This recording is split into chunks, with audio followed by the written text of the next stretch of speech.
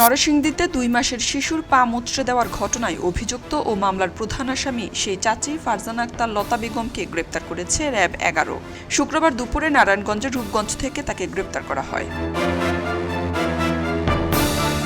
RAB ১১ নরসিংদীর camp commander Mohammad Ariful Islam জানান, সম্প্রতি নরসিংদী জেলার মাধবদী থানাধীন একটি ৩ মাস বয়সী শিশুর ওপর নির্মম নির্যাতনের ঘটনা সামাজিক যোগাযোগ মাধ্যমে ব্যাপকভাবে ছড়িয়ে পড়ার পর বিষয়টি নিয়ে ব্যাপক উদ্বেগ সৃষ্টি হয় এবং সংশ্লিষ্ট থানায় মামলা রুজু করা হয়। তারই পরিপ্রেক্ষিতে র্যাব ১১ সিপিএসসি ৩ নরসিংদীর গোয়েন্দা নজরদারি বৃদ্ধি করে এবং তথ্য প্রযুক্তির সহায়তায় আসামির অবস্থান শনাক্তে কাজ শুরু করে লতা বেগমকে গ্রেপ্তার করতে সক্ষম হয়।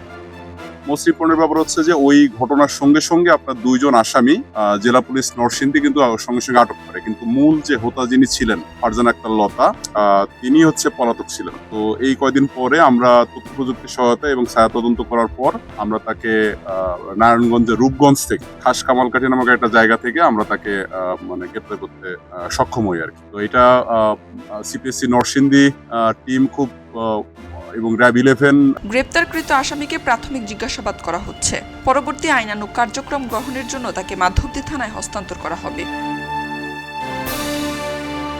এর আগে আপন চাচি কর্তৃক ২ মাসের শিশুর উপর অমানবিক নির্যাতনের ভিডিও ভাইরাল হওয়ার ঘটনায় ১৪ জুলাই মঙ্গলবার রাতে মামলা দায়ের করা হয়েছে।